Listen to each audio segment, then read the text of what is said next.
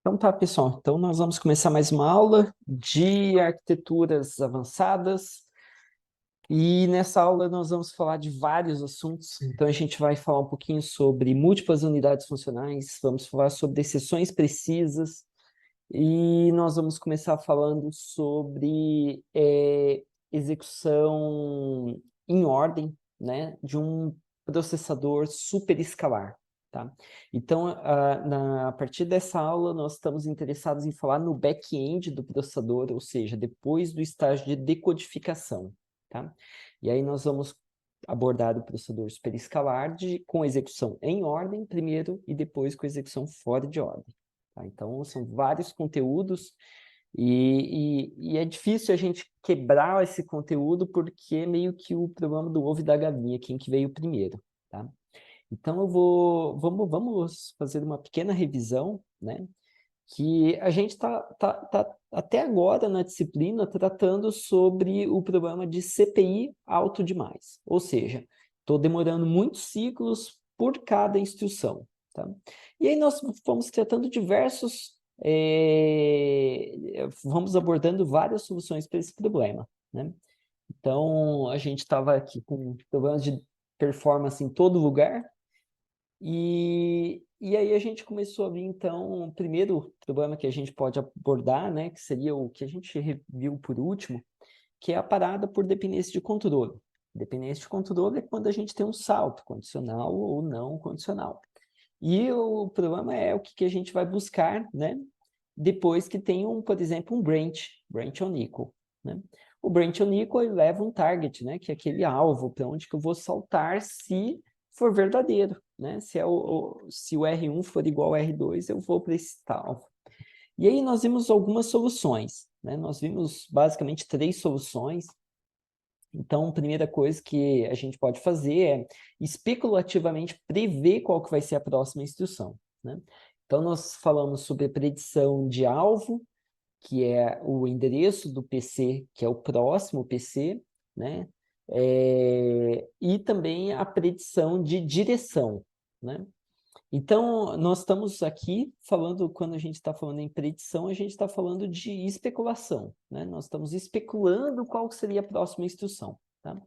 Então, o que acontece se a gente errar nessa especulação? Bom, nós vamos ter que parar o pipeline e jogar fora algumas coisas que foram colocadas erroneamente, tá? Outra coisa que nós podemos fazer é utilizar predicação para remover o salto. Predicação, né, é aquela condicional para que uma instrução seja feito write back dela, né? Então, a microarquitetura faz essa condicional, né? Então, basicamente, se eu tenho o if e o else, eu vou executar os dois lados, né? Mas como se fossem instruções sequenciais, sem condicionais envolvidas, né, explicitamente, tá? Que o exemplo seria o CMove, né, o conditional move que a gente pode usar no final das contas, né? Então, eu faço uma comparação primeiro e eu faço conditional move. Então, a predicação, ela tira a dependência de controle e ela transforma a dependência de controle em uma dependência de dados, né? Ou um outro caso que a gente pode solucionar o problema é através de multithreading, né? Multithreading, por exemplo, de grão fino, igual as GPUs utilizam, né? Interleaved multithreading. E aí, assim, eu posso intercalar a execução de threads de tal forma que eu não preciso adivinhar nada, né? Eu não preciso fazer nenhuma predição. Eu coloco outra thread para executar, e depois outra, e depois outra, e depois outra, né? E a ideia é colocar tantas threads quantas forem necessárias para atingir o ciclo onde a instrução original de salto vai ser resolvida, né? Então, eu posso ficar fazendo entrelaçamento de threads, tá? Então, aqui algumas soluções que nós já vimos, maravilha. Nós vimos ainda algumas soluções para quando a gente tem parada por contenção ou conflito de recursos, né? Então, por exemplo, nós queremos acessar a memória de dados durante o fetch. O que acontece? Ou seja, nessa lista aqui, ó, durante o fetch, eu quero acessar a memória de dados, né? No mesmo ciclo, né? No mesmo tempo. Então, uma instrução está lá acessando memória, a outra está fazendo fetch. Bom, nós vimos que nós podemos usar a memórias cache, né, de instruções, memória cache de dados. A gente vai falar mais de memórias cache mais para frente, né? Mas, basicamente, a gente continua tendo uma arquitetura von Neumann, né? Só que é uma arquitetura von Neumann modificada, porque ela tem essa peculiaridade que são as memórias cache para instruções e para dados, tá? Mas por que continua sendo von Neumann? Bom, porque o espaço de endereçamento continua sendo um só, né? O endereço 100 continua sendo o mesmo endereço se ele mantém uma instrução lá dentro e eu quero carregar na memória de dados, é a instrução que está indo para a memória de dados, né? É o mesmo endereço 100. Tá? Bom, se nós queremos buscar duas instruções ou mais, o que a gente pode fazer? Bom, a gente vai ter que aumentar a largura, né, dessa memória de instruções, por exemplo. Então, eu vou buscar 16 bytes, eu vou buscar 32 bytes, eu vou buscar quantos bytes eu quiser, né, a mais. Aí nós podemos ter quebras do pipeline, né, quebras do fetch, né, ou seja, nós não temos garantia que vai estar na mesma linha de cache, né? Então, nós podemos realocar os blocos básicos, várias soluções que a gente tratou durante as aulas, né? Bom, mas nós podemos querer também decodificar duas instruções ao mesmo tempo, para dar suporte, né, a um pipeline superescalar. Bom, para decodificar duas instruções ao mesmo tempo, a gente pode usar cache já pré-decodificada, igual os processadores da AMD faziam lá atrás, né? Nós podemos usar o OP Trace Cache, né? Então, a gente pode usar uma trace cache de micro-operações já pré-decodificadas, e dessa forma a gente consegue decodificar mais instruções, né? Mas lembrando que instruções x86 ou instruções CISC, elas são complexas, então a gente costuma ter um pré-decodificador para entender onde começa e onde termina cada instrução. Tá? Bom, nós queremos ver registrador e gravar registradores no mesmo ciclo, né? Então, no mesmo ciclo que eu estou, sei lá, fazendo a decodificação e a busca, né? Eu posso ter uma instrução mais antiga fazendo write back, né? Nós tratamos isso lá nas primeiras aulas, né? E de verdade a gente pode fazer a escrita na primeira parte do ciclo, por exemplo, na parte baixa, e na parte alta a gente faz, então, na parte baixa a gente faz escrita no banco de registradores, e na parte alta a gente faz a leitura do banco de registradores, né? Bom, e como que a gente pode fazer para ver registradores de duas ou mais instruções no mesmo ciclo? Nós vamos precisar de banco de registradores com múltiplas portas, né? Assim como a gente já tem lá no MIPS, né, duas portas de leitura, talvez agora a gente vai precisar de 4 portas de leitura. Também não é um problema, né? Então, nós temos soluções que nós vimos para cada um dos problemas que foram aparecendo, né, durante o front-end do processador, tá? Então, aqui a gente está tratando só do front-end até agora. Muito bem. Então, assim, como que a gente controlava a dependência de controle, né? A gente podia ainda empregar o atraso do branch, ou seja, o branch delay slot, né? Ou parar o pipeline até saber o próximo endereço de busca, ou adivinhar o próximo endereço de busca através do BTB, e de algum preditor de direção, né? Agora, o que acontece nesse cenário quando eu erro a predição, né, do controle de fluxo? Bom, quando eu erro a predição, eu tenho que jogar fora as instruções mais antigas, mais novas, né, as que entraram mais recentemente no pipeline, depois do branch. Agora, uma outra pergunta que fica e o que acontece durante uma exceção?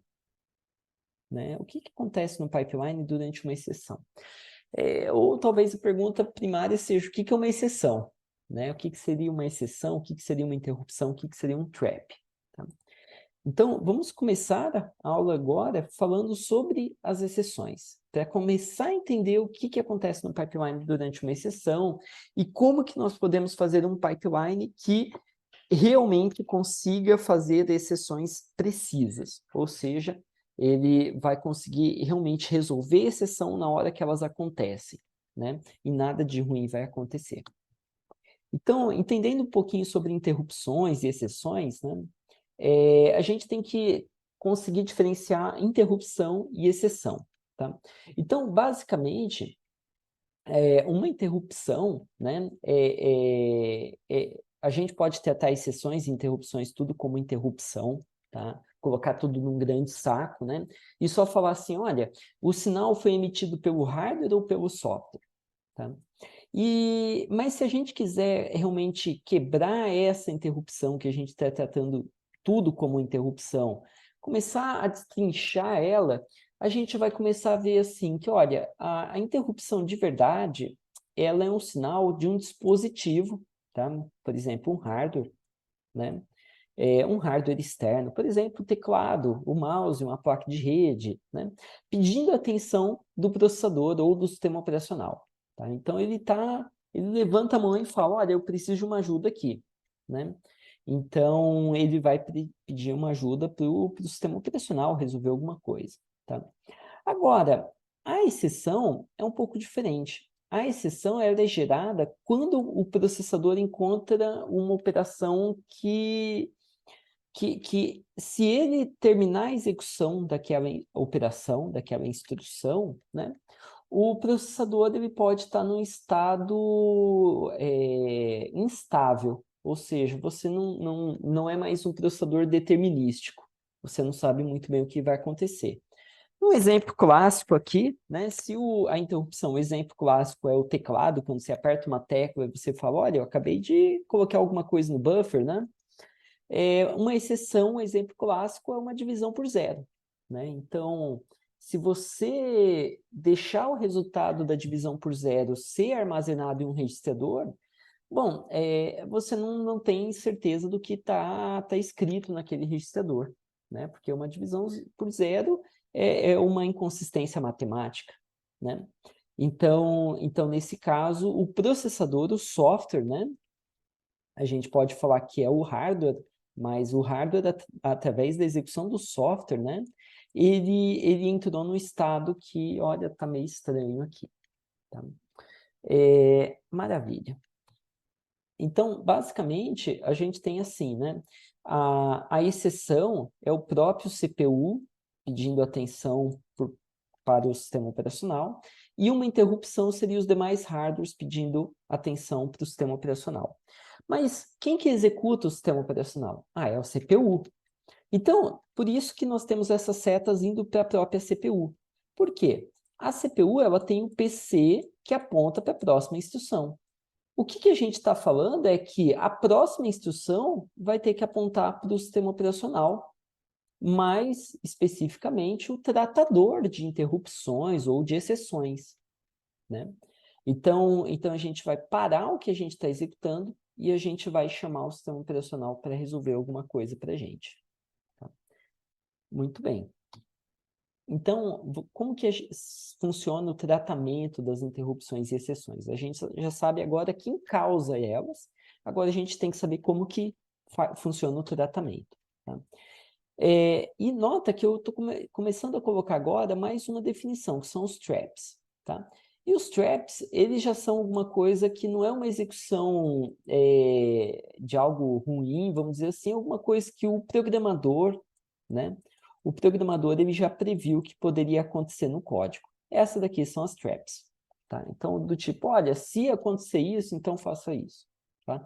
Então, as traps, elas são tratadas de uma forma muito parecida com exceções, só que o programador já sabe que ela vai acontecer e ele já provavelmente escreveu um tratador dessas exceções. Tá? Muito bem. Então, a causa, né? A causa das exceções é interna da thread, das interrupções é externa da thread, e dos traps, né? É uma condição ocorrida que o programador já especificou. tá? Então, quando que eu quero tratar a exceção ou trap? A exceção ou trap eu quero tratar assim que eu detectar, tá? E claro, assim que eu detectar, e ela não pode ser de uma forma especulativa, sabe?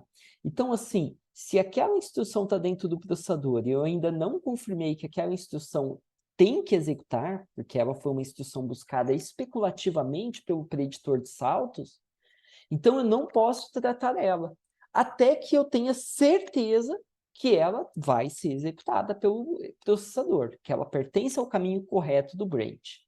Aí eu posso tratar ela. Tá? Então, a exceção e o trap, se eu tenho um processador que faz execução especulativa, no momento que eu confirmar que aquela instrução não é especulativa, aí eu já trato ela. Ou seja, assim que eu detectar a instrução, né, efetivamente. E as interrupções, bom, as interrupções depende. A maior parte é quando é conveniente. Tá? Então, quando for mais conveniente, aí eu troco eu faço uma troca de contexto e aí eu posso tratar as interrupções. Exceto aquelas de alta prioridade. Então, vão ter algumas exceções que não posso deixar para depois, tem que ser agora. Quando aparece, eu já tenho que tratar ela. Tá? Muito bem. Então, a gente pode começar, né? Isso pode trazer algumas dúvidas na nossa cabeça, né? Por exemplo, algumas exceções de alta prioridade são a power failure, né? Ou seja, imagina que eu venho aqui no meu computador e tiro o cabo de energia dele. Tá? Nesse momento que a fonte detecta que ela está sem energia, ela manda uma interrupção para o processador. Então, aquela interrupção não pode esperar para depois. Ela tem que ser tratada naquele momento, né? Quando eu vou e aperto aquele botão de reset do processador. Quando eu aperto o botão de reset, eu não posso esperar para depois, né? Eu preciso, na hora, tratar aquilo de alguma maneira, tá? Então, o power failure, né, é interessante, porque a gente pode imaginar assim, quantas instruções vão ser executadas se eu tirar o cabo de força da tomada, né? Imagina que é um desktop, não um laptop, sabe? O laptop, ele tem a bateria. Se eu tirei o cabo de força, a bateria entra em ação e tá tudo bem, né? Agora, quando eu tiro a bateria do laptop, ou quando eu tenho um desktop, um servidor, e eu tiro o cabo de energia. Então, pensa só, quando eu tiro um cabo de energia, a energia ela não acaba instantaneamente, né? Por quê? Porque eu tenho os capacitores dentro da fonte, né? Então, eu tenho capacitores na placa-mãe, né? Aqueles capacitores, eles vão segurar a energia por, sei lá, alguns milissegundos, microsegundos, né? E em alguns microsegundos, eu consigo executar muitas instruções, né? Se eu pensar assim, olha, em um microsegundo, né? Se meu processador está rodando a 1 GHz, né? Em um microsegundo eu consigo executar 1000 instruções, né? Então eu consigo executar alguma coisa, tá? Agora, a segunda pergunta é, o que eu gostaria de executar nesse momento, né? Que eu tiro o cabo de energia. O que a gente pode executar em uma janela de 1000 ciclos, né? Não pode ser escrita no disco, né? Porque o disco demora muito. Não adianta escrever nada na DRAM, porque quando acaba a energia, a DRAM perde, ela é volátil. Não pode ser nada na cache, porque ela perde, é volátil, né? O que eu posso fazer aqui é garantir um estado, garantir talvez a segurança física do meu hardware, né? Então, se eu estou operando num dispositivo de fita, eu mandar alguma instrução para esse dispositivo para que ele não danifique a fita, né? Por exemplo, o disco está rodando lá 7.500 ou 15.000 rotações por minuto, né? 15.000 rotações por minuto. E eu tenho flutuando uma série de cabeças, né? Então, o pior coisa que pode acontecer é essas cabeças pararem de flutuar e encostar no disco, que está rodando a 15.000 rotações por minuto, né? E fazer o disco parar, né, de uma forma mais rápida por causa de atrito, né? Isso seria péssimo. Então, o que eu posso fazer é mandar um sinal para o disco para ele recolher as cabeças, né?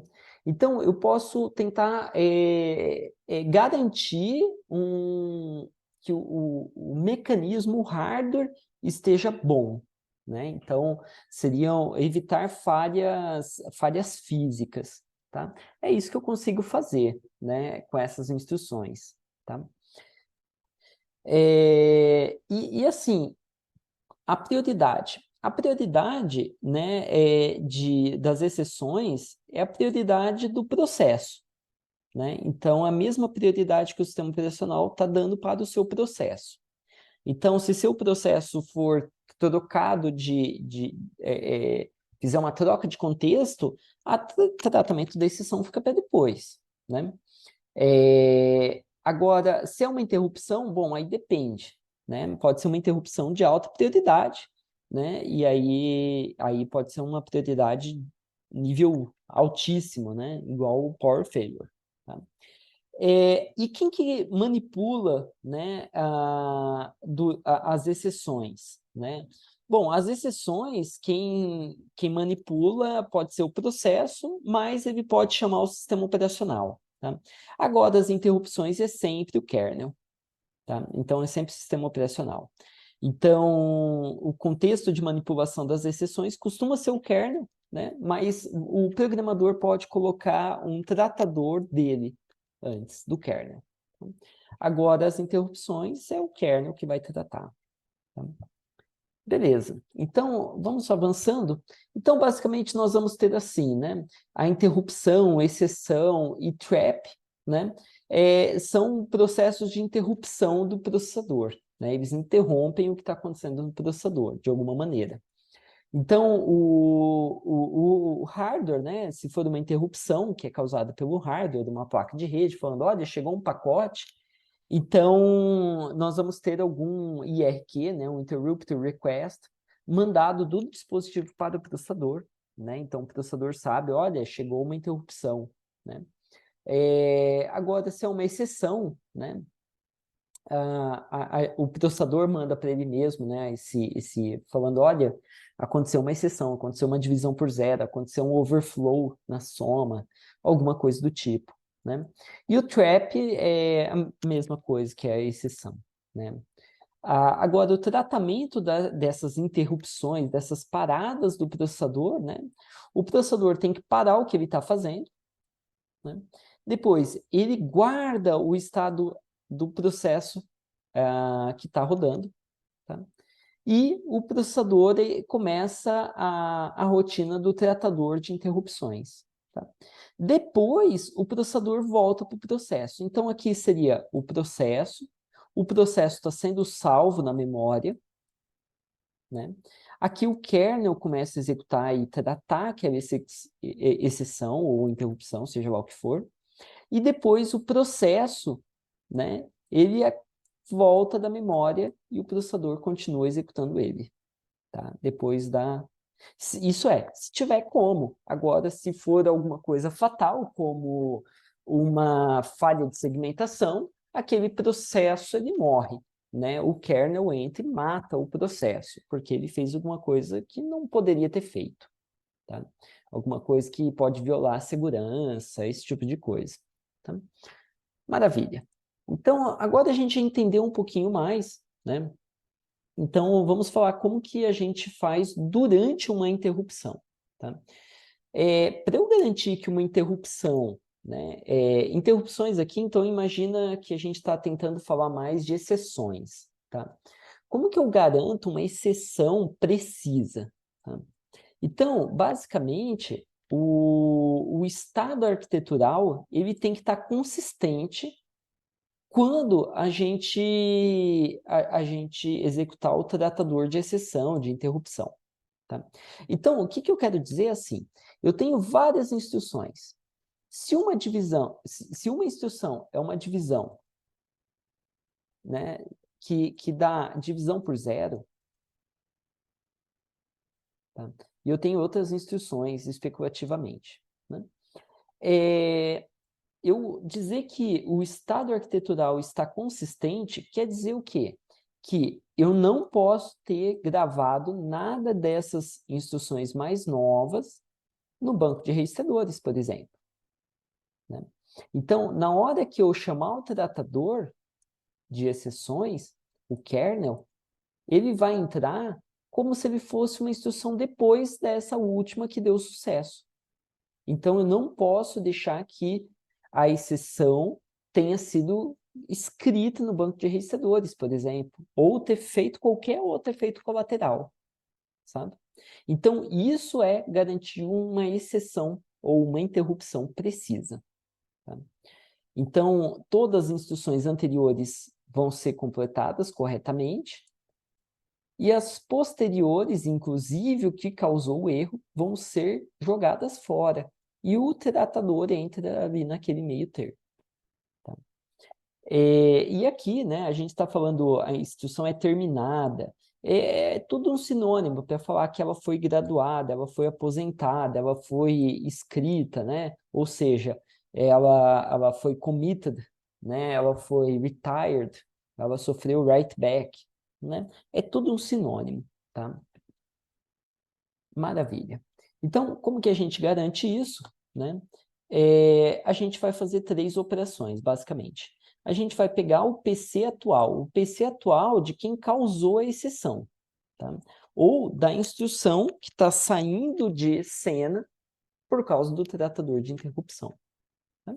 Então, eu gravo o PC atual, eu registro qual exceção ocorreu, eu tenho que dizer qual que é o motivo dessa, né? Para quando eu chamar o tratador de exceção, ele saber, foi divisão por zero, foi um overflow na soma, esse tipo de coisa. E aí eu chamo o tratador de interrupções. O tratador de interrupções, a primeira parte do código dele vai ser salvar o contexto.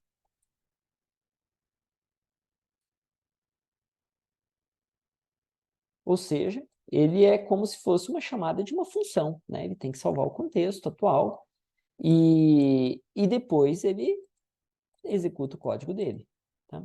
E depois que ele termina, ele faz o quê? Ele retorna ao PC atual, ou seja, o PC que causou a exceção, tá? Então, esse PC atual é salvo e ele é removido do pipeline. Isso é importante dizer, tá? Ele não é completado, tá? Beleza. Então, a gente pode tratar de duas formas, tá? A gente pode ter o registrador de causas, então a gente chama um tratador de interrupções, né? E ele lê o registrador de causa, e através do registrador de causa ele sabe qual subrotina que ele vai usar para tratar aquilo que aconteceu, tá? Ou ainda a gente pode usar interrupções vetorizadas, tá? Então, a gente pode dizer num vetor qual que foi a interrupção, tá? Quer dizer, a gente já endereça o vetor, imagina um vetor que tem um endereço de cada PC que trata uma exceção diferente. Então, divisão por zero, overflow, underflow, e assim por diante, tá? Então, eu tenho uma interrupção vetorizada, o que que eu faço? Eu já, sabendo o que que aconteceu, eu vou lá e carrego esse PC, porque ele é o PC que cuida da divisão por zero. Ou eu carrego o PC do overflow, ou do underflow, e assim por diante, tá? Então, tem duas formas de tratar, tá? E nós vamos guardar o PC em um registrador especial, que é chamado de EPC, tá? Então, é o Program Counter que causou a exceção. Isso daqui é a forma que o MIPS trata, tá? Então, o MIPS, ele tem aqui o registrador de causa, tá? E o EPC. Então, quando a gente detecta que houve uma exceção, a gente vai salvar dentro do EPC. E o PC, olha só que interessante, ele tem o endereço do tratador global de interrupções. Então, o interruptor entra, ele vai ler depois o registrador de causa, e aí ele pode achar a rotina correta para fazer o tratamento. Muito bem, então, registrador de causa, o registrador de PC, o tratador universal de interrupções. Muito bem. Aí a gente pode ter a causa que é um overflow aritmético ou uma instrução desconhecida, né? A gente pode ter rotinas diferentes que vão ser chamadas. Tá? Muito bem. Então, quando acontece um overflow aritmético, né, a gente vai escrever o PC daquela instrução atual aqui no EIPC, né, e a causa do que aconteceu, tá? E chamar o tratador. Tudo bem. Nota que as instruções que causaram a exceção e as que vieram depois, elas se tornam bolhas, elas se tornam loops. Então, eu faço squash delas, tá? Eu removo elas do pipeline, e aí o tratador de exceção entra e começa a tratar aquela exceção. Quando ele termina, aquele PC que está no EPC é restaurado para dentro do PC. Tá? Muito bem. Então, essa era a primeira parte dessa aula, que era sobre exceções precisas. Tá? Então, isso daqui vai ser um tijolinho que a gente vai usar daqui a pouco para falar de processadores superescalares, a execução em ordem de processadores superescalares. Então, avançando um pouquinho, agora vamos falar de um outro pedaço de informação que é útil a gente ter aqui, que é sobre os pipelines dedicados. Tá? Ou também a gente pode chamar de unidades funcionais. Tá? Então, assim, o que foi acontecendo durante a história dos processadores? A gente tinha, por exemplo, o 286, né, que era um processador igual o MIPS que a gente vê nas aulas, né, que ele só faz operações de inteiro. Né? A gente não costuma discutir o MIPS com execução de ponto flutuante. Né? E de verdade, o que acontecia lá atrás para que a gente desse suporte às instruções de ponto flutuante era a gente colocar um coprocessador matemático, que era, por exemplo, o 287, ou o 3, quando tinha o 386, tinha o 387, que era o coprocessador matemático. Tá? Se não me engano, ali a partir do 486, já não tinha mais o 487, sabe? Por quê? Porque eu consegui avançar na integração de transistores, ou seja, eu tinha mais transistores na mesma área, e esse coprocessador ele pode ser trazido para dentro do processador também. Tá? O coprocessador funcionava assim. Quando você executava uma instrução de ponto flutuante, por exemplo, se o coprocessador estava instalado na placa-mãe, ele fazia, é como se ele fizesse uma interrupção. Ele falava, opa, deixa que essa instrução eu cuido, sabe? Ele executava a instrução e colocava os resultados onde tinha que estar, ou no banco de registradores de ponto flutuante, ou no banco de registradores de inteiros, tá? Agora, se o coprocessador matemático não estava instalado na placa-mãe, sabe? Eu comprei um computador mais barato, eu quase nunca uso ponto flutuante, né? O que acontecia? Eu tinha um tratador do sistema operacional que tratava aquela instrução, né? Com software. Então, eu fazia via software as operações de ponto flutuante. Tá? Agora, quando eu começo a ter esse processador, a possibilidade de incluir ele, né, dentro o hardware necessário para executar ponto flutuante dentro do processador, né, nós vamos ter agora uma ULA que vai ter uma complexidade variada. Né? Vai ter operações bem simples de inteiro ou operações bem complexas de ponto flutuante. Tá? Então, assim, como que a gente calcula o período de relógio nesse caso? né? Bom, o período de relógio, ele é calculado da mesma maneira. Eu vejo qual que é o estágio mais lento do pipeline, né? Então, se o estágio mais lento do pipeline agora for a ULA, bom, então a minha frequência de operação do pipeline vai ser dado pelo ciclo mais lento, né? Pelo estágio mais lento. Tá? Agora, tudo bem, vamos supor que a ULA é a mais lenta. Só que assim, para fazer o add, eu demoro, sei lá, 0,5 nanosegundos. Agora, para fazer um fmu, eu vou demorar, sei lá, 3 nanosegundos. Então, por conta do fmu, o meu ciclo de relógio ele ficou muito mais lento, né? Então, eu consigo ter uma frequência de operação que vai ser baixa, muito mais baixa do que eu tinha antes. Então, como que a gente pode trabalhar com essas operações com diferentes latências? Tá? E como que eu vou trabalhar com essa ULA que agora faz ponto flutuante, faz, sei lá, divisão de ponto flutuante, faz todo tipo de operação, né? Esse é o problema que a gente tem aqui para resolver. E como que a gente pode fazer a gente pode, primeiro, quebrar a ULA em unidades funcionais distintas. Então, cada operação vai ser feita numa unidade funcional. Então, agora a gente não chama de unidade lógico-aritmética, mas a gente chama de unidade funcional porque ela vai ser específica. Então, vai ser a unidade funcional para fazer floating point. Vai ser uma unidade funcional para fazer inteiros. E a gente pode ter mais coisas, por exemplo, unidade funcional só para calcular branch. A gente pode ter unidades funcionais só para fazer o cálculo do endereço de memória, que seria, por exemplo, AGU, Address Generation Unit. Então, a gente pode quebrar, especializar em unidades funcionais. Tá? Então, aqui no nosso desenho, onde nós temos apenas a ULA, a gente passa a ter caminhos distintos. Então, eu posso ter para cá, eu posso ter para cá, eu posso ter para cá, eu posso ter outra aqui.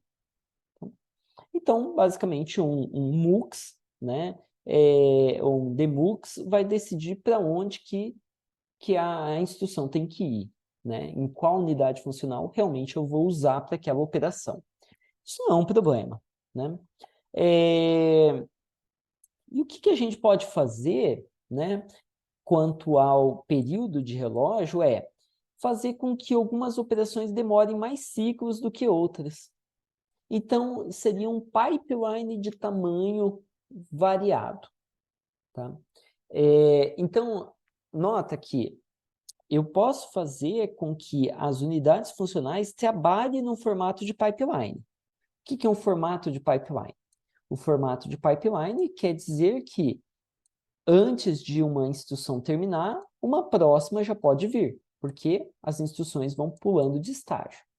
Ou pode ser que não, sabe? Seria assim, olha, eu tenho uma instrução que demora 2 ciclos, mas ela não é pipelined.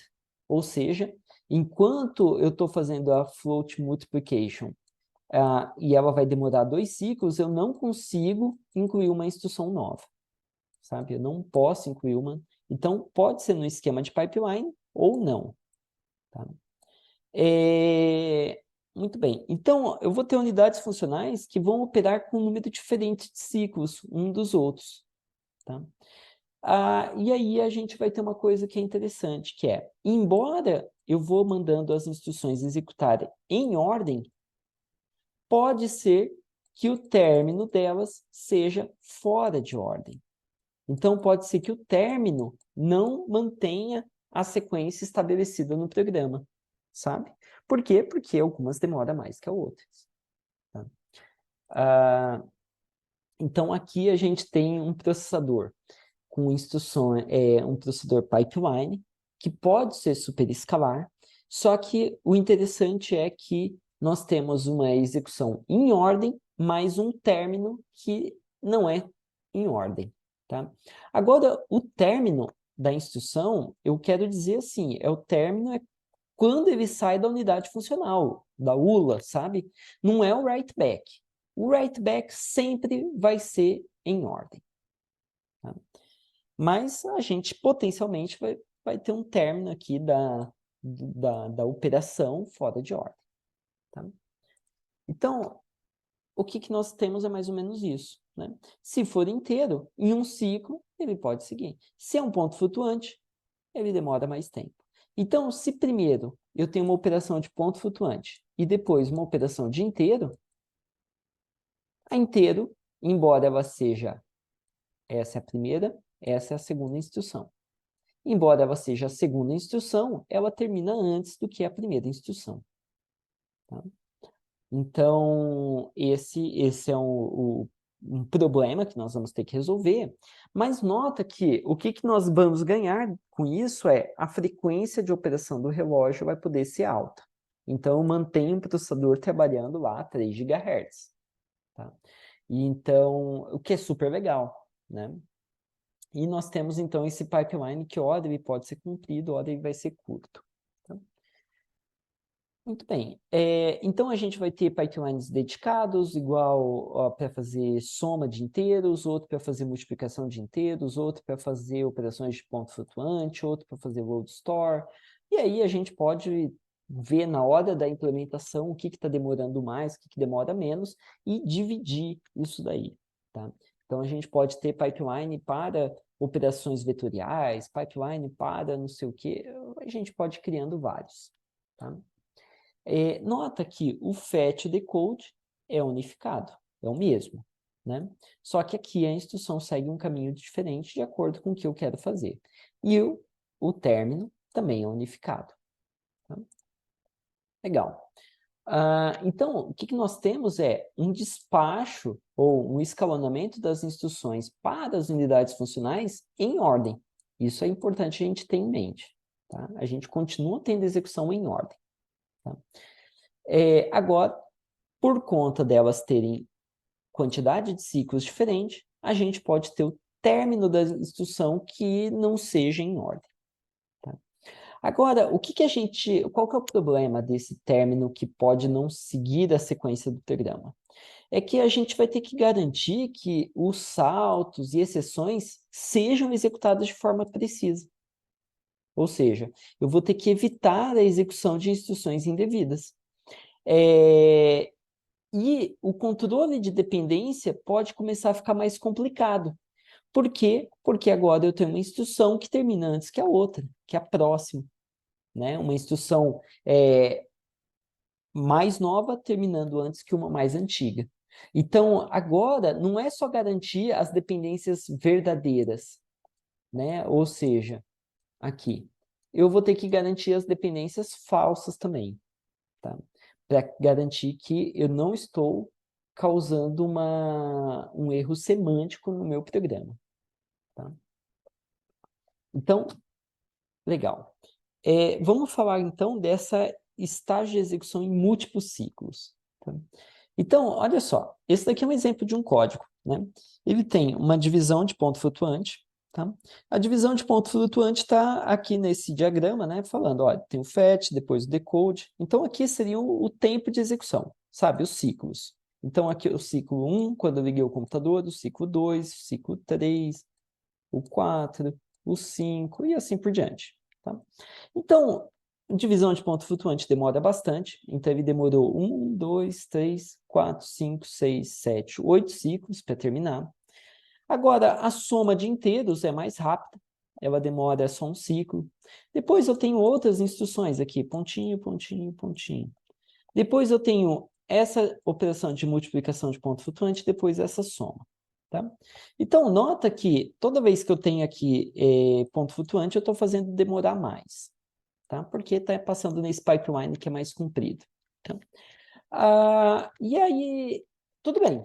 Né? Esse daqui está tudo certo. Agora, o que está acontecendo de errado nessa figura? Vamos supor que o write, ele já faz o write back no banco de registradores. Tá? Então, o que poderia dar de errado se eu seguir nesse conceito? Pensem aí. Então, olha só, a gente está, claro, né? A gente pode falar que, olha, se alguma instrução aqui no meio modificar o R2, poderia ter algum problema, mas alguém pode falar assim, não, mas na hora do decode eu já carreguei o R1, R2, então tá tudo bem. A gente pode ter vários problemas, mas nesse código aqui, o problema que está latente é o seguinte: o que acontece se isso daqui for uma divisão por zero? Sabe, eu estou fazendo R1 dividido por R2. E se R2 for igual a zero? Bom, se o R2 for igual a zero, a gente já fez o commit de uma, de duas, de três, de quatro, de 5 instruções, e só então eu descobri que foi uma divisão por zero. E só então eu vou chamar o tratador de exceções. Então, o que nós temos aqui é um processador que tem exceções imprecisas. O tratamento de exceção é impreciso. Ou seja, ele deixou que instruções adiante fossem escritas e só depois ele chamou o tratador de interrupções, de exceções. Tá?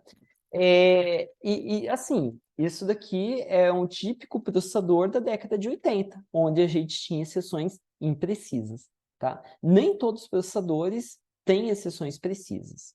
Tá? Os processadores ali da década de 80, meados de 90, eles tinham exceções imprecisas. Tá? Então, se você fizesse uma divisão por zero, você podia ter um estado arquitetural estranho ali. Tá? Tinha até algumas coisas que você fazia assim, você abria o Windows 3.11 na época, abria a calculadora, fazia uma sequência de cálculos e o resultado dava errado, né? Mas por que o resultado dava errado? Bom, porque se você no meio causou uma exceção, as próximas contas pode ser que elas tinham sido feitas. Tá? Então tinha até um truquezinho desse, né? Que a gente, olha só, né? Que interessante. Muito bem. Então, o que nós temos aqui são instruções completadas indevidamente, tá? Ou seja, é um baita de um erro arquitetural. Tá? Por que é um erro arquitetural? Porque a semântica do programa não vai ser seguida. Quando eu chamar o tratador de exceção e ele retomar a execução a partir daqui, depois de tratar a divisão por zero, essa soma, a próxima instrução, a próxima, elas vão ter sido executadas 2 vezes. Então, sabe, tá errado. Isso não poderia ter acontecido. Então a gente quer implementar exceções precisas. Tá? Então, assim, o estado arquitetural deve estar consistente quando a exceção está pronta para ser executada. Tá? Então, a exceção, o tratador de exceção só está pronto para ser executado quando eu terminei de executar a exceção. Né?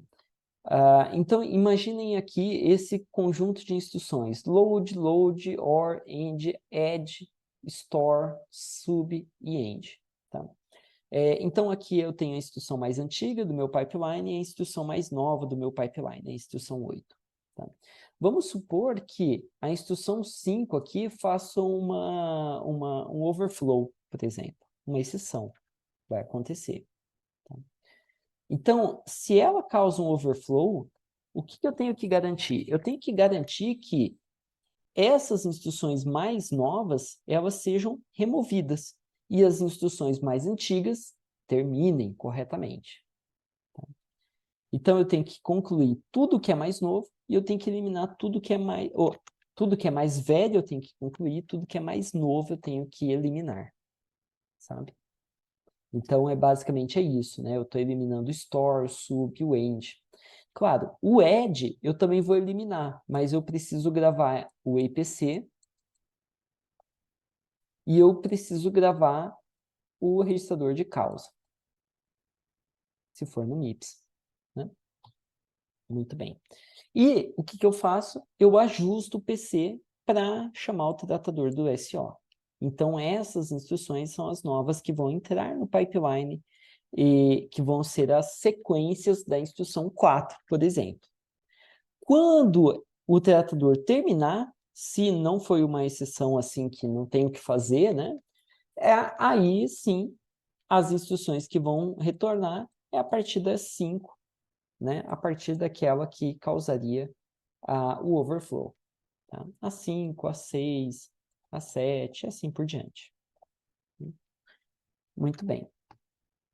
Então, como que eu vou garantir a interrupção precisa, a exceção precisa? Tá?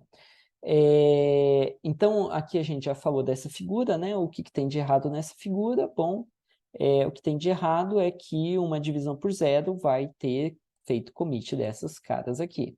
Tudo bem. Então, eu tenho esse problema aqui das instruções completadas indevidamente. Agora, qual foi a origem do problema? Então tá, então avançando, né? Qual que foi a origem do problema aqui? Tá? É o término de execução fora de ordem. Tá? Então, é o término de execução que é fora de ordem. Então, olha só que interessante. A gente tem, então, o problema aqui, né, da instruções sendo feitas a mais, sofrendo commit, né, antes da que foi mandada anteriormente, né, antes que foi executada anteriormente. Mas nós temos outros problemas que podem acontecer. Olha só nesse caso. Imagina que eu tenho o R7 sendo escrito por uma multiplicação e logo depois eu tenho uma soma escrevendo o R7 também. Olha só que interessante. Se essa soma escreve primeiro, foi escrito primeiro, essa multiplicação é que vai atualizar por último o R7. Então, o R7 não ficou com o resultado da soma, ficou com o resultado da multiplicação. O que está errado é uma semântica errada. Então, é uma dependência de escrita após escrita. Escrita após escrita é uma falsa dependência. Mas quando eu tenho o término de execução fora de ordem, ele se torna um problema. Sabe? Então, a gente pode ter outros problemas, que vai ser o write after read, que também é uma falsa dependência, mas pode começar a se tornar um problema daqui para frente. Tá? Então, nós vamos ter que tratar não somente a exceção, mas esses outros problemas que vão começar a acontecer aqui, por conta do término fora de ordem. Tá? Então, é importante a gente entender os problemas para a gente começar a pensar na solução. Então, bom, a solução pode ser assim. Vamos fazer todos os diversos caminhos do pipeline demorarem o mesmo tempo. Então, por exemplo, a divisão demora 8 ciclos, a soma também vai demorar 8 ciclos. Dessa maneira, a gente estaria garantindo que vai ser em ordem o término das execuções, das instruções. Né? Tá resolvido? Mais ou menos. Qual que é o ponto negativo dessa abordagem? Então, olha só, se nós estamos agora fazendo todas demorarem ao mesmo tempo, eu tenho o primeiro problema é que o pipeline agora ficou bem profundo. Né? Então, uma predição errada de salto vai implicar em muitas instruções sendo jogadas fora. Tá? E quão profundo vai ser meu pipeline? Bom, depende qual é o pior caso. E aí que mora o problema principal, sabe? Qual que é o pior caso? Qual operação vai demorar mais? Então a gente pode falar assim, olha, vamos dar uma olhada. A divisão, né? Se não me engano, divisão de ponto flutuante, se não me engano é isso, demora em torno de 20 ciclos, se eu não estou enganado, né? No x86. Alguém pode falar assim, não, professor, mas a raiz quadrada demora muito mais, demora 50 ciclos. Aí outra pessoa fala, não, mas tem uma outra instrução que demora mais. A outra... Tá. Então, assim, se você pegar o manual da Intel, né, ou alguns sites que fazem engenharia reversa, a gente vê algumas instruções demorando até 200 ciclos. 200 ciclos vai ser, então, a profundidade do meu pipeline. Professor, aí é muito ruim, né? Se você, então assim, se você errou a predição de um salto, quando for fazer o write back, você vai ter que limpar 200 estágios. Mas eu vou te falar que esse nem é o pior caso. Não é o pior caso? Não, não é. Por quê? Se eu estou considerando uma hierarquia de memória, Ah, o pior caso pode ser acessar a memória RAM. Então, quanto tempo demora acessar a memória RAM? Ah, pode demorar 400 ciclos. Então tá, vamos fazer um pipeline de 400 ciclos. Ah, não, aí ficou demais. Não, mas pode piorar. E se der uma falha de paginação, eu vou ter que fazer um page walk, vai demorar mais ainda. Então, nota que a quantidade que demora pode ser uma quantidade muito, muito, muito alta, absurdamente alta. Tá? Então, fazer essa espera do pior caso não vai ser não vai ser uma boa solução para a gente. Tá? A gente está limitando, está fazendo nosso pipeline ser tão ruim quanto a instituição que é mais lenta. Isso nunca, nunca é bom. Tá? Então, nós vamos ter que fazer outra solução. Tá? Então, a forma que a gente pode solucionar é usando o reorder buffer, um buffer de reordenamento. Tá? Esse buffer de reordenamento, aqui tem algumas referências a ele, tá? E nós vamos olhar uma forma de implementar o Rob, tá? Rob para os amigos, né? Reorder buffer. E existem algumas formas de se trabalhar com reorder buffer, tá? E a forma que nós vamos trabalhar aqui vai ser o Rob, que ele mantém todos os dados dentro do dev, tá? Depois a gente pode ver numa próxima aula como seria uma outra forma de solucionar com Rob, de outro sabor de Rob, tá? Mas vamos começar falando, então, do reorder buffer. Tá? Então, a ideia é o seguinte, completar as instruções fora de ordem, ou seja, vai sair das unidades funcionais fora de ordem. Mas eu deixo as instruções esperando numa fila de espera.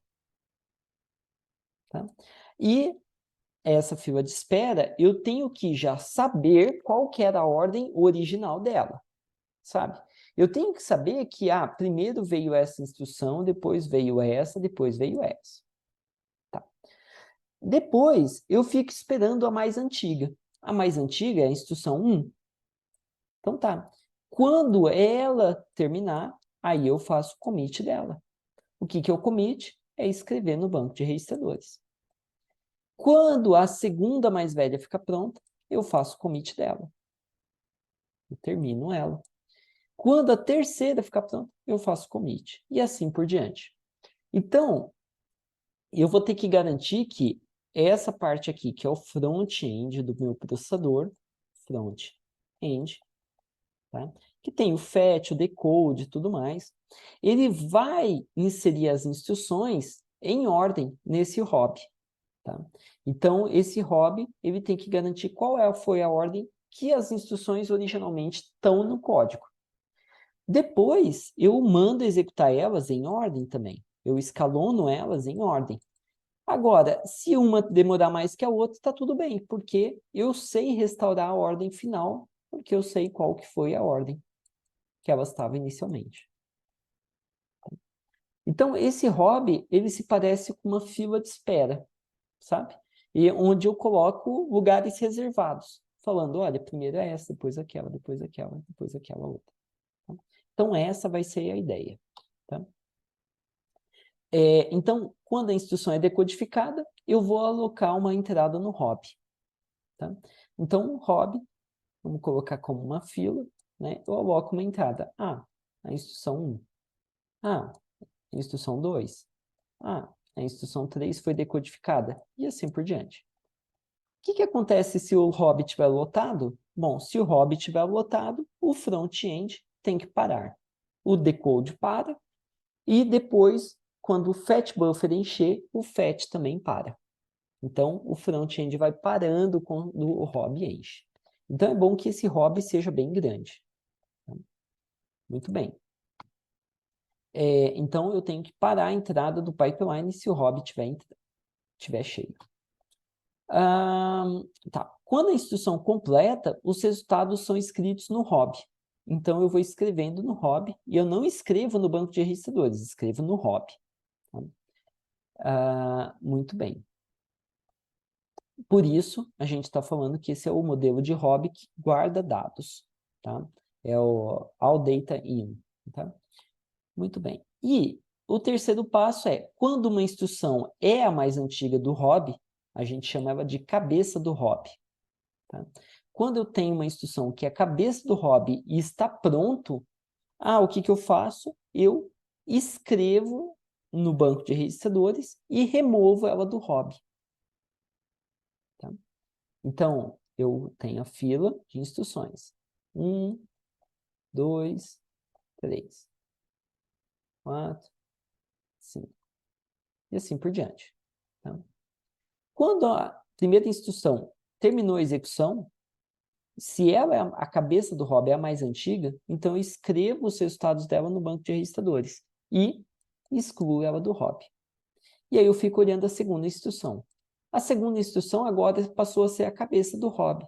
Se ela tiver executada, terminou, beleza. Eu atualizo o banco de registradores e jogo ela fora. E assim por diante, eu vou fazendo. Então, o hobby, ele é implementado como se fosse uma fila circular, sabe? Onde eu tenho a cabeça e a cauda, né? Então, a cabeça é a primeira instrução. E a cauda é a última instrução. Tá? Então, aqui é a cabeça, head e o tail. Tá? Então, se eu quero inserir mais instruções, eu coloco aqui e o tail aponta, muda de ponteiro. Quando eu jogo fora uma instrução, porque eu terminei, a cabeça aponta para a próxima instrução. Tá?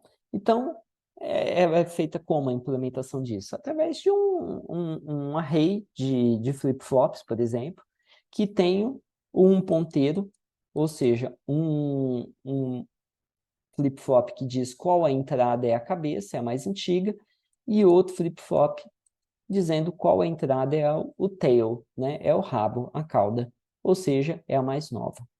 Tá? E aí o tail pode ir crescendo e o head pode ir diminuindo. Tá? Beleza.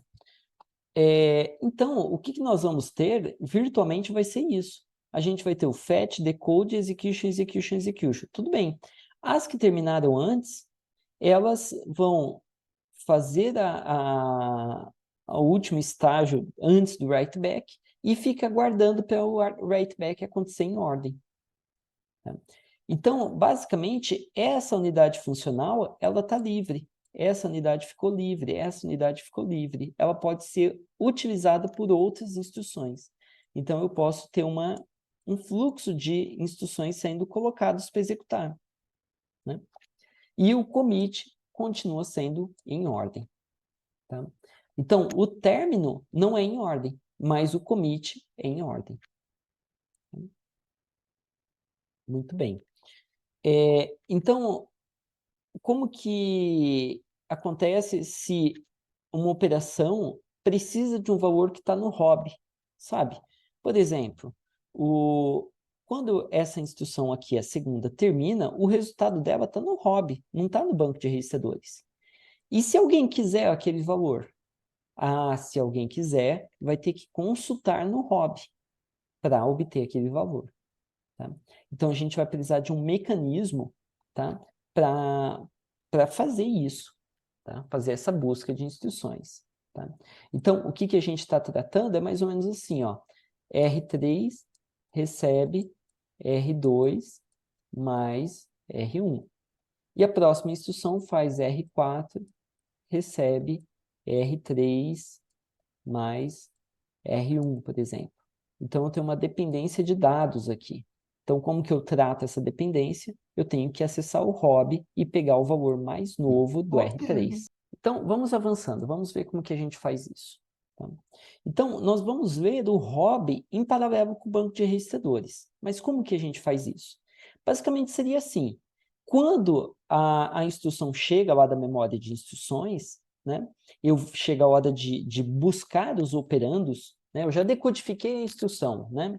Então, uma vez que eu já decodifiquei, é hora de eu acessar os operadores. Então, eu vou ter que verificar no hobby e no R3, e no register file, no banco de registradores, se o R3 está lá, sabe? Então, eu falo, olha, o R3 está aqui, o R3 está aqui. Se o R3 estiver no hobby, então eu vou utilizar esse cara aqui. Se o R3 não estiver no hobby, então eu utilizo o do banco de registradores. Tá? Na verdade, a gente vai precisar de um mecanismo mais robusto, porque pode ser que ele ainda não esteja pronto no hobby. Tá? Então, a gente vai precisar de um banco de registradores que seja um pouco modificado, que ele seja capaz de renomear alguns registradores, falando, olha, o R3, se você está procurando ele, vá lá no hobby, que é lá que você vai encontrar. Então, bom, pesquisar no hobby também não vai ser nada fácil. Por quê? O hobby de um processador aí de última geração tem 512 entradas. Caramba, eu vou ter que procurar em 512 posições para achar o meu R3. Então, vai ser muito lento, vai custar muito. Tá? Então, a gente vai precisar de alguma coisa melhor, né, para fazer essa busca no hobby. E tudo bem, a gente vai fazer isso. Uma forma é utilizar ponteiros. Tá? Mas não é os ponteiros em software, são ponteiros em hardware. E um ponteiro em hardware é a coisa mais simples que tem. Tá? Então, olha só, o banco de registradores ele tem o R1, R2, né? E para cada registrador tem o valor associado. Né? Então, para a entrada 1 tem o valor daquele registrador. Para a entrada 2, outro valor. Para a entrada 3, outro valor. E assim por diante. Tá? O que eu vou fazer eu vou colocar um bit a mais de validade. Se eu disser que o bit está não válido, ou seja, aquela entrada não pode ser utilizada.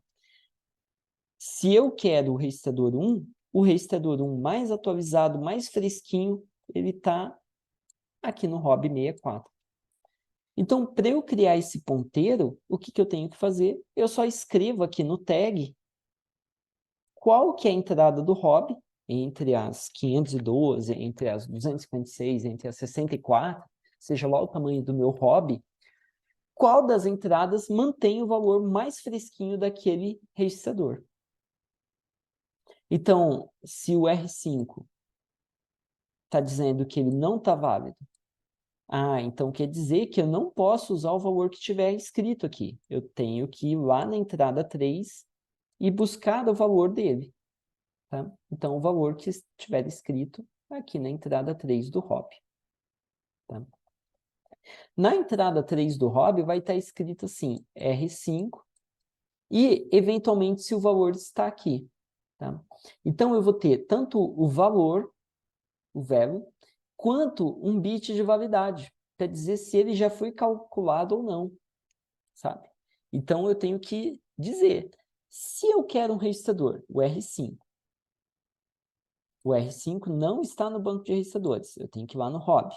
Eu vou no hobby, chego lá e ele diz que não está válido, quer dizer que aquele cara ainda não saiu da unidade funcional. Eu tenho que ficar esperando. Então, aí eu fico esperando. Eu paro o pipeline por uma dependência de dados. Sabe? Então, essa é a ideia de usar um banco de registradores com renomeação de registradores. Tá? Eu estou renomeando. Toda vez que eu quero R5, não, agora eu vou acessar o hobby na posição 3. Toda vez que eu quero R1, não, agora eu vou usar o hobby na posição 64. Tá? Então, essa vai ser a ideia. Tá? Se o registrador estiver válido, significa que aquele é o valor mais atualizado. Se ele estiver inválido, significa que o hobby é que vai conter o valor mais novo, mais recente. Ou o hobby é o que irá conter, talvez não esteja pronto ainda.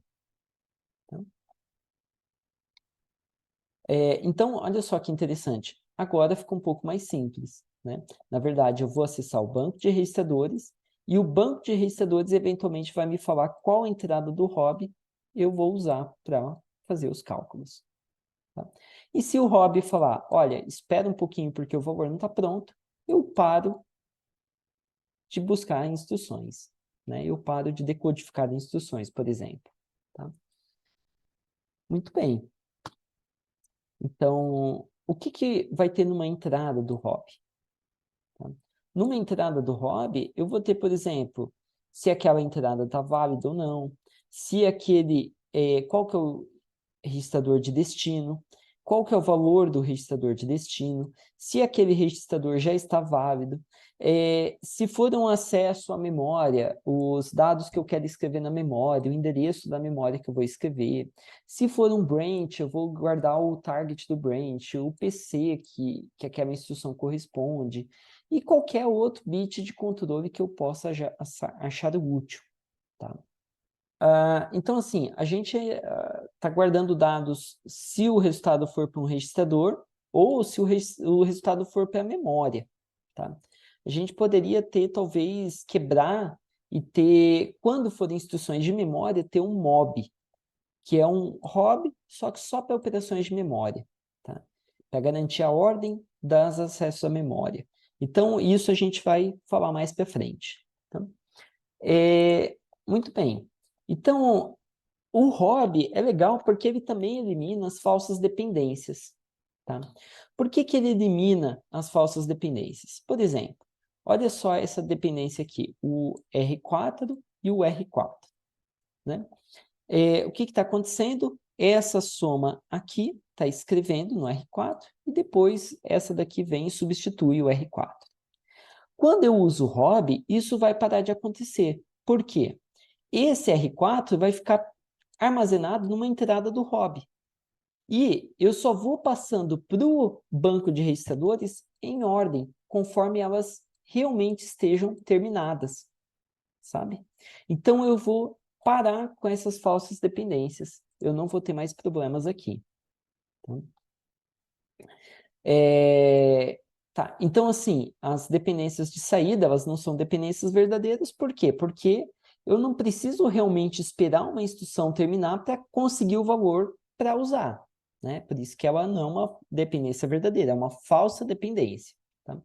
O problema é que as falsas dependências, quando a gente tem um processador com término fora de ordem ou execução fora de ordem, elas começam a se tornar problemas. Uma última coisa, né, interessante aqui sobre as falsas dependências é que elas só existem porque eu não tenho registradores suficientes na minha arquitetura, sabe? Por que que o R4 foi utilizado 2 vezes aqui? Bom, porque eu não tinha registrador suficiente, senão eu ia usar sempre o próximo registrador. Então, no mundo ideal, se eu tivesse infinitos registradores, eu usaria o R4, depois o R5, depois o R6, depois o R7, depois o R8, e nunca reutilizaria registradores. Eu só tenho que reutilizar registradores por falta de registradores. Eu só tenho 32. Então, o compilador tem que reutilizar para fazer o melhor uso dessa memória rápida, que é o banco de registradores. Então, esse é o ponto né? Por que existe as falsas dependências? Só porque eu não tenho registradores suficiente. Tá? Muito bem. Agora, vamos pensar então no exemplo final aqui, tá? Que é utilizando esse Data in Rob Design. Tá? É o hobby que os dados estão dentro do hobby. Tá? Nem sempre isso vai acontecer. Tá?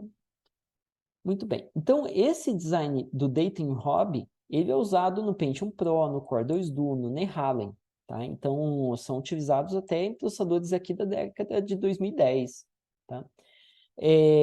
Então, a ideia é, durante o acesso aos operandos, ou seja, durante o decode, né, eu aloco uma entrada no hobby, para garantir que as instruções sairão em ordem, tá?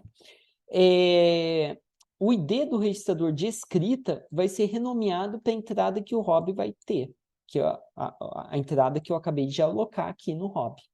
Tá? Então, se eu tenho R3, recebe alguma coisa, quando eu alocar a entrada no hobby, eu já vou lá no banco de registradores e falo, olha, o R3 agora, se alguém quiser, vá procurar lá no hobby naquela entrada que eu aloquei. Muito bem, e isso daí já vai eliminar as falsas dependências, a dependência de saída e as antidependências. Tá? Então, vamos olhar passo a passo o que acontece. Tá?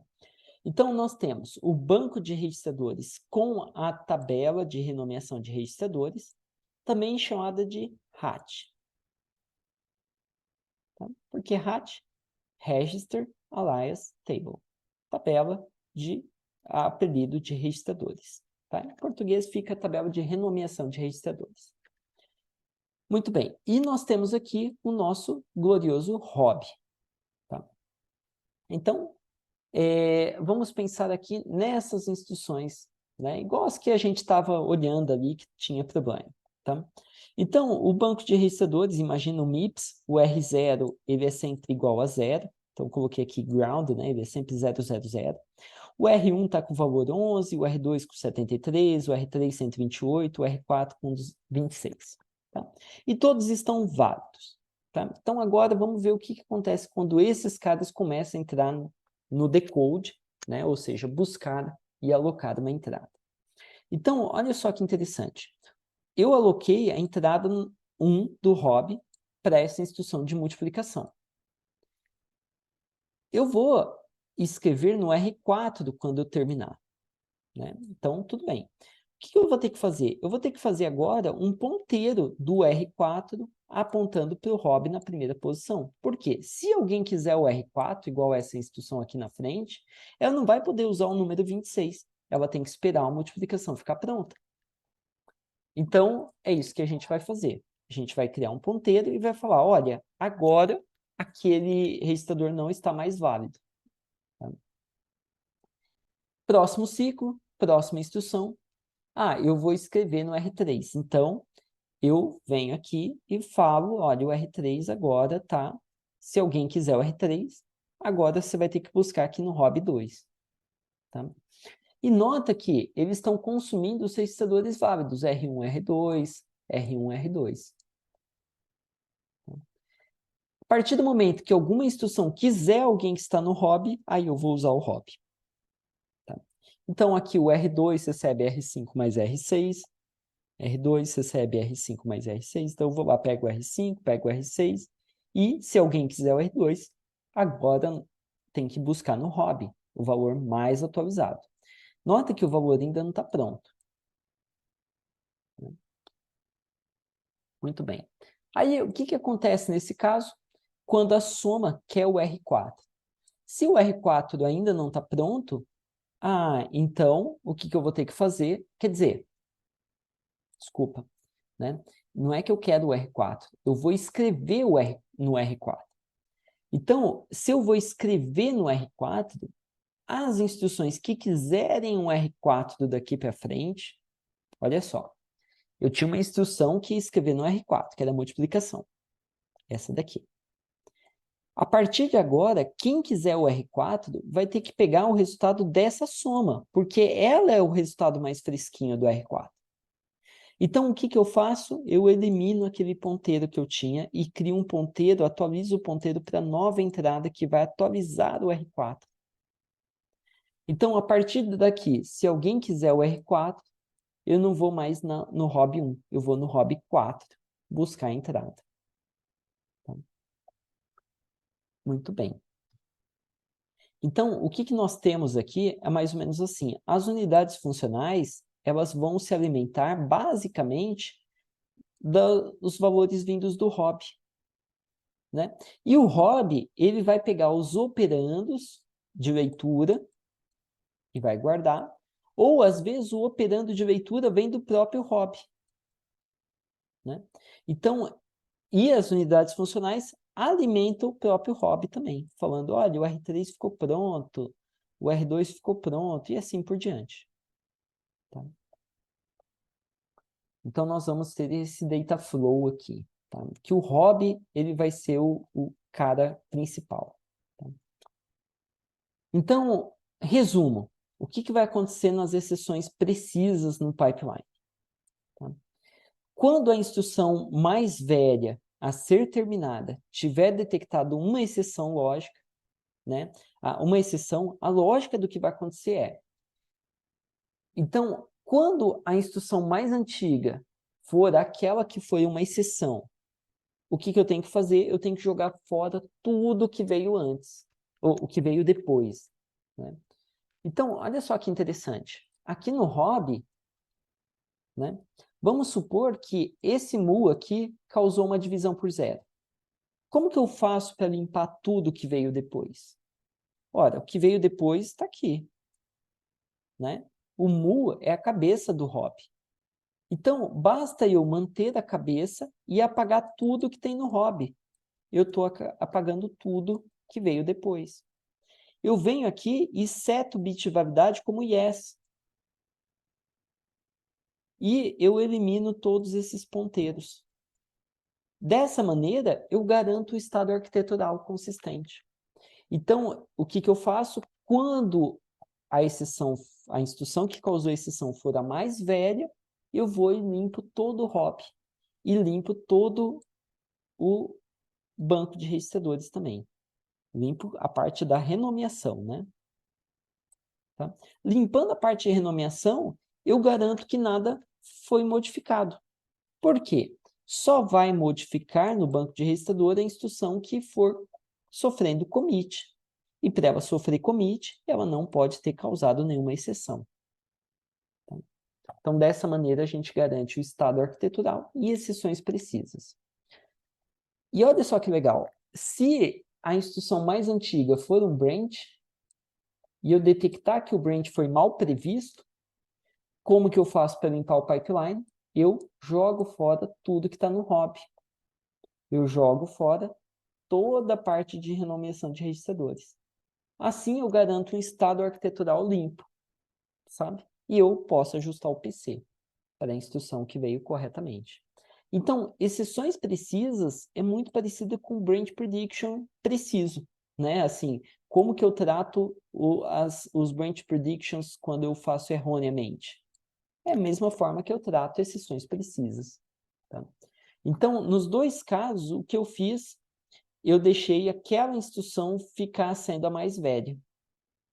E aí, se ela é a mais velha, tudo que não é ela é mais nova do que ela. São as mais jovens. Então, eu elimino tudo que está no pipeline, são as mais jovens. E aí, no caso de uma exceção, eu salvo o PC e eu redireciono para o tratador de exceção. Tá? Muito bem. Então, predições erradas no salto vai ter um comportamento muito parecido. Tá? A única diferença é que uma predição errada não é visível ao kernel. Né? A gente nem fica sabendo que aconteceu uma predição errada. Tá? Muito bem. Então, o reorder buffer, a vantagem dele é que ele garante exceções precisas, é fácil de implementar, né? E elimina falsas dependências. Tá? A desvantagem é que eu vou precisar de mais armazenamento. Tá? E a gente pode ter algumas alternativas a esse hop, tá? Que a gente vai falar nas próximas aulas. Bom, pessoal, era isso que eu tinha para essa aula.